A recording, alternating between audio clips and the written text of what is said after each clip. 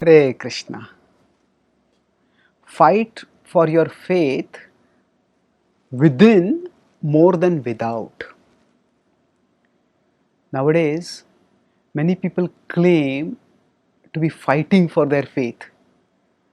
They feel insulted, infuriated when the sacred icons of their tradition are desecrated, or they feel that they have been desecrated, and such people sometimes go on aggressive crusades trying to destroy the offenders.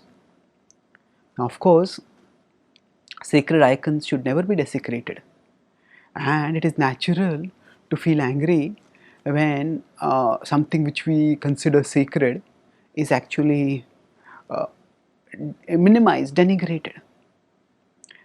At the same time, when we consider something sacred, it is not necessary that others consider that same thing sacred in the same way. And if they are denigrating it, it is far more important that we intellectually explain why it is sacred for us and why it is respectable even for them. So if at all we have to fight for our faith, it is much better to take up intellectual arms and remove people's misconceptions. That will help them to appreciate, even if they don't become followers, but at least they will appreciate intellectually, and then the attacks will go down substantially. But unfortunately, rather than doing this, some people just take up arms and they want to kill for their faith. Now, such people may seem to have a lot of faith that they are ready to kill or even be killed for their faith. But actually, if we talk with them, they don't know anything beyond the basic rudimentary tenets of their faith.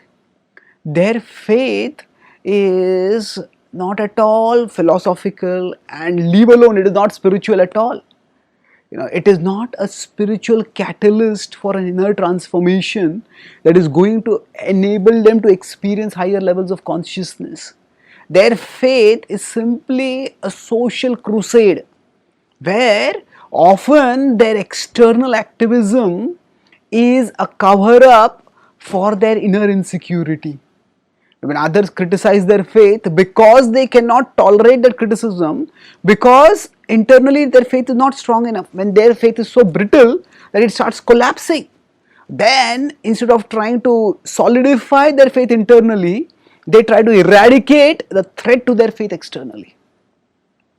And that's how there is aggressive violence, even terrorism, which comes in the name of religion. It is not coming from faith. So religious violence, most often it doesn't come from faith, although it comes in the name of faith. It comes from a lack of strong faith. It comes from when internally one doesn't have strong faith, but externally one wants to make a facade of having strong faith. Now, in the Bhagavad-gita, also there is a war, and that war is fought for dharma. But if we look at the context of the Bhagavad-gita, before that in the Mahabharata, it is described how there's an ungodly set of rulers who had unscrupulously grabbed power. They had molested women, they had tormented the protagonists, the Pandavas, and because of all this, and despite the protagonists trying their best for peace on the most accommodating terms, still there was no accommodation, no reconciliation possible from the aggressors. So then war became inevitable. The Bhagavad-gita is spoken just before a war started, and yet the Gita is not filled with turbocharged war rhetoric. The Gita in its 4th chapter talks about fighting, but it's intriguing what kind of fight it is.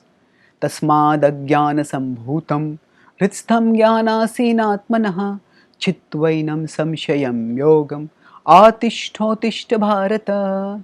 So tasmad ajnana sambhutam. Therefore, that which is born out of ignorance, ajnana sambhutam, Hritstham Jnanasenatmanaha. Hritstham, that is in the heart which is situated. Jnana asin, with the sword of knowledge. Atmana chitvainam, chitva, destroyed. Asamshayam yogam, O Arjuna, being free from doubts, yoga. Atishthotishta Bharata, arise, O Arjuna. So Krishna on the war field is telling Arjuna to fight not with bow and arrow but with knowledge, and not to slay the opposite enemies but to slay the enemy of doubt. And that is the essential message of the Bhagavad-gita. The war setting is there, but for the core message of the Gita, the setting is almost incidental. And the essential message is to fight for our faith internally by cultivating knowledge which defeats doubts and establishes us in spiritual realization and higher satisfaction that comes from such realization. If we all fought more for our faith within than without, then we would become free from doubts, and thereby we would find much more satisfaction internally, and our faith would make a far greater constructive contribution externally. Thank you.